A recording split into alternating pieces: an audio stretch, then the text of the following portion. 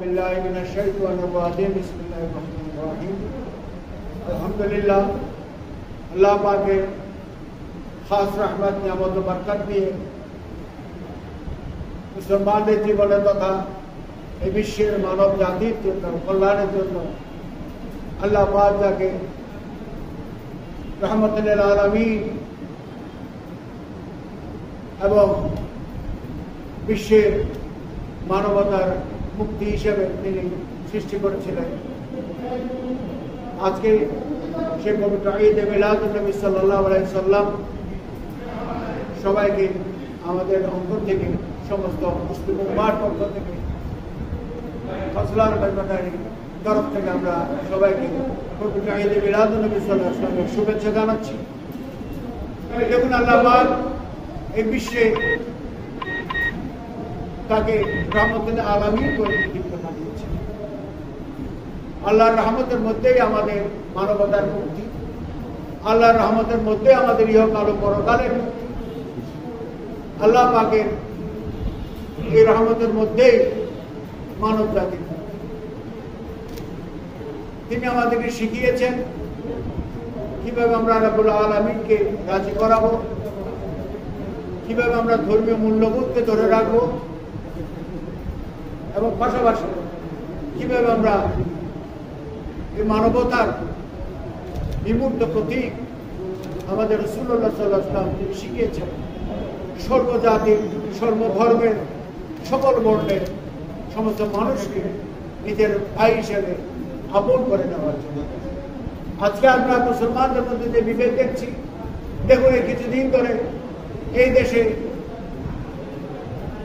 হাজার বছর ধরে যে সুফিরা দরবেশরা আল্লাহর ওলিগণ যাদের সম্বন্ধে আল্লাহ পাক পবিত্র কালামুল্লাহ সে বলছেন আলা বিসমিল্লাহির রহিম আলা ইন্না আউলিয়াল্লাহি লা খাউফুন, আল্লাহ পাক সাবধান বাণী উচ্চারণ করে বলেছেন যে আমার বন্ধুদের সম্বন্ধে তোমরা সাবধান। সেই বন্ধুদের মাজার শরীফের উপর আজকে দেখেন কিভাবে কাণ্ড কারখানা চলছে। ঐতিহ্যবাহী দরবার শাহ জালাল শাহ পরানের দরবার থেকে শুরু করে এদেশের বিভিন্ন সুফি সাধকের মাজার শরীফে তারা আক্রমণ করছে। এগুলি একেবারেই জঙ্গি কর্মকাণ্ড, মৌলবাদীকে বলবো না, এগুলি নিছক জঙ্গি কর্মকাণ্ড, যাতে এদেশের মানুষের মধ্যে একটা অস্থিরতা আসে, মানুষের মধ্যে একটা বিভেদ আসে, মুসলমানদের মধ্যে সংঘাত সৃষ্টি হয়।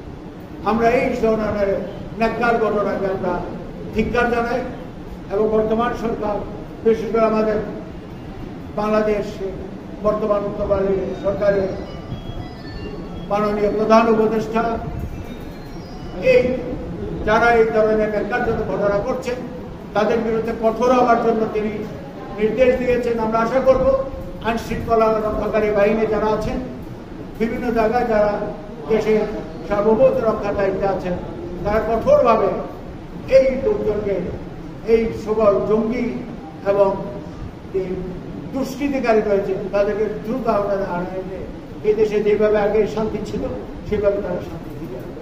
এই যে মিলাদুন নবী সাল্লাল্লাহু আলাইহি ওয়াসাল্লামের একটাই শিক্ষা, মানুষকে ভালোবাসো, যে কোনো ধর্ম বর্ণের ভিতরেও তাকে তোমরা স্বাধীনতা দাও।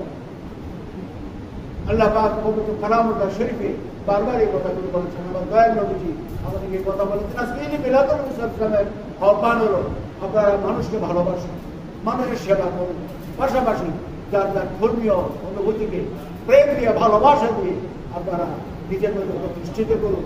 তাহলে আমরা প্রকৃত মুসলমান সেবা করতে পারি। মকবুলের তরফ। আসসালামু আলাইকুম ওয়া রাহমাতুল্লাহি ওয়া বারাকাতুহু।